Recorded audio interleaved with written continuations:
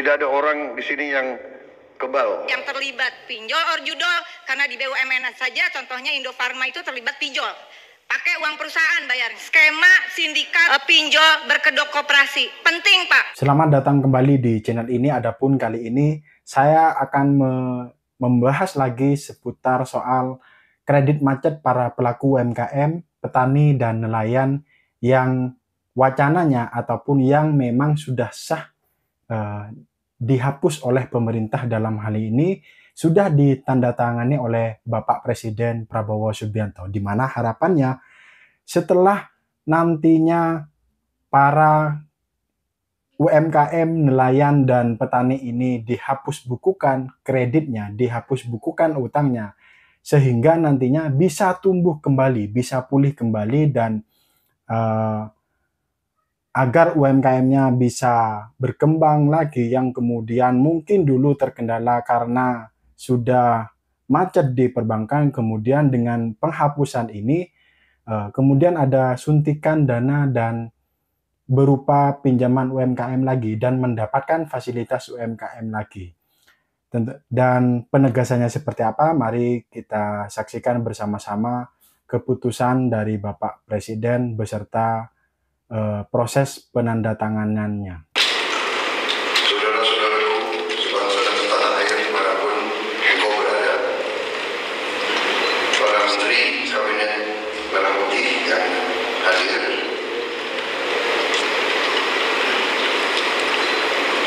Jaksa Agung, Panglima TNI, Kapolri, Kabin yang hadir, perwakilan organisasi tani dan nelayan yang hadir, rekan-rekan pers yang saya hormati. Setelah mendengar saran dan aspirasi banyak pihak, terutama dari kelompok-kelompok tani dan nelayan di seluruh Indonesia, pada hari ini Selasa tanggal 5 November 2024, saya akan menandatangani Peraturan Pemerintah Republik Indonesia Nomor 47 Tahun 2024 tanggal 5 November 2024 tentang penghapusan piutang macet kepada usaha mikro, kecil dan menengah dalam bidang pertanian, perkebunan, peternakan, perikanan, dan kelautan, serta UMKM lainnya. Dan ini pemerintah berharap dapat membantu saudara-saudara kita, para produsen yang bekerja di bidang pertanian, UMKM, dan sebagai nelayan yang merupakan produsen pangan yang sangat penting. Mereka dapat meneruskan usaha-usaha mereka dan mereka bisa lebih berdaya guna untuk bangsa dan negara. Tentang hal-hal yang teknis, persyaratan yang harus dipenuhi akan ditindaklanjuti dengan kementerian maupun lembaga yang terkait. Saya kira itu yang ingin saya sampaikan, dan kita tentunya berdoa bahwa seluruh petani, nelayan, UMKM di seluruh Indonesia dapat bekerja dengan ketenangan, dengan semangat, dan dengan keyakinan bahwa rakyat Indonesia menghormati dan menghargai para produsen pangan yang sangat penting bagi kehidupan bangsa dan negara. Saya kira itu yang ingin saya sampaikan. Baik, itu yang disampaikan ataupun keputusan yang secara sah dan resmi disampaikan oleh Bapak Presiden Prabowo.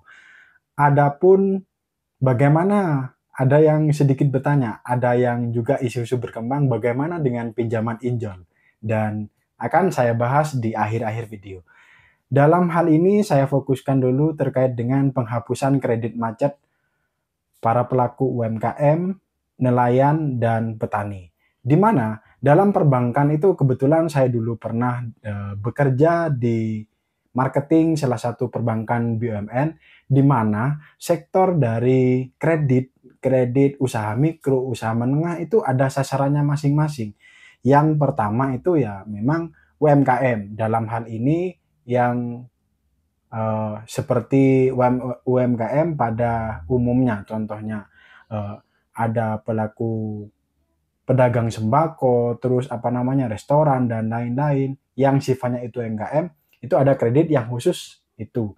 Kemudian segmen kedua ini ada kredit yang khusus pertanian, di mana kalau untuk UMKM tadi itu, para pelaku usaha yang jenisnya adalah UMKM, untuk skema pembayarannya itu adalah skema pembayaran angsuran dan bunga dengan cara dicicil setiap bulan. Nah, kemudian secara khusus untuk pinjaman untuk para petani itu bayarnya setelah panen. Jadi, misalkan pinjam sekarang, kemudian panennya 6 bulan atau bahkan 1 tahun, pada saat jatuh tempo tersebut, kemudian nanti bayar pokok plus bunganya. Artinya tidak membayar cicilan setiap bulan. Jadi selama panen, intinya begitu. Nah, kemudian terkait dengan nelayan juga ada skemanya tersendiri. Nah, apa kemudian Bapak Presiden ini yang melatar belakangi kemudian dibuatlah peraturan pemerintah tentang penghapusan kredit macet para pelaku UMKM dan nelayan petani, karena Bapak Presiden juga atas dasar aspirasi dari masyarakat, karena memang di tahun-tahun 4 tahun kebelakangan, apalagi pasca COVID itu ya memang para UMKM, nelayan dan petani itu sangat berdampak, apalagi di masa-masa pandemi itu sangat-sangat berdampak. Kenapa? Perhatiannya secara khusus kepada petani, UMKM dan pertanian ini, karena kalau dibandingkan dengan korporat, petani, UMKM dan nelayan itu tidak ada jaminan seperti korporat, seperti PT-PT yang besar, seperti itu. Artinya kemudian kalau ada pilot, kemudian siapa yang menjaminkan. Nah, kalau para pelaku UMKM, baik petani ataupun nelayan, itu ya, misalkan usahanya itu bangkrut ya udah ludes. Kemudian kalau nggak ada modal, ya udah nggak bisa bangkit lagi. Dan menurut saya atas dasar itu, pemerintah dalam hal ini Bapak Presiden Subianto kemudian lebih condong perhatiannya lebih secara khusus kepada UMKM, petani, dan nelayan. Dan untuk pemasukan negara sendiri ya, para UMKM ataupun di Indonesia itu yang mendorong ya juga bukan sedikit dampaknya terhadap negara ya. UMKM itu ya untuk menjaga perekonomian kerakyatan, terus melestarikan perekonomian kerakyatan, untuk menjaga perekonomian Indonesia gitu ya. Salah satunya adalah, bahkan yang menurut saya yang paling terkuat itu adalah para pelaku UMKM, nelayan, dan petani itu. Nah, kemudian kalau untuk korporat itu kan sebenarnya itu kan adopsi dari ekonomi barat seperti itu, yang merupakan ciri khas dari ekonomi kerakyatan di Indonesia itu ya memang para pelaku UMKM, nelayan, dan petani ini. Nah, kemudian skemanya seperti apa juga sudah disinggung sama Bapak Presiden. Hal-hal yang sifatnya itu teknis terkait dengan penghapusan kredit macet ini kemudian nanti akan diatur oleh kementerian terkait dan juga badan yang terkait, dalam hal ini berarti para perbankan himbara. Nah, kemudian yang mau juga saya sampaikan bagi teman-teman yang mungkin kredit macet para pelaku UMKM, bahkan nelayan atau orang tuanya nelayan dan petani, menurut saya penghapusan ini artinya yang bisa saya bocorkan adalah para kredit yang yang macetnya itu menurut saya itu sudah 5 tahun ke atas. Artinya kalau baru macet itu kemungkinan tidak ikut program ini. Kenapa? Karena di bank itu juga ada ada peraturan terkait dengan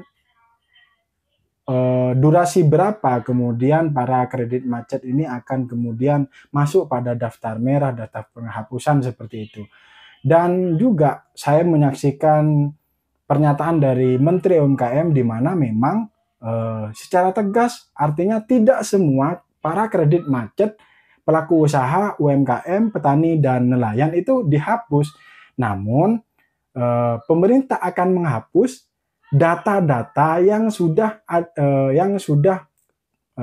terverifikasi ataupun yang sudah terdata di perbankan tersebut, baik BRI, baik Mandiri maupun BNI, intinya Himbara.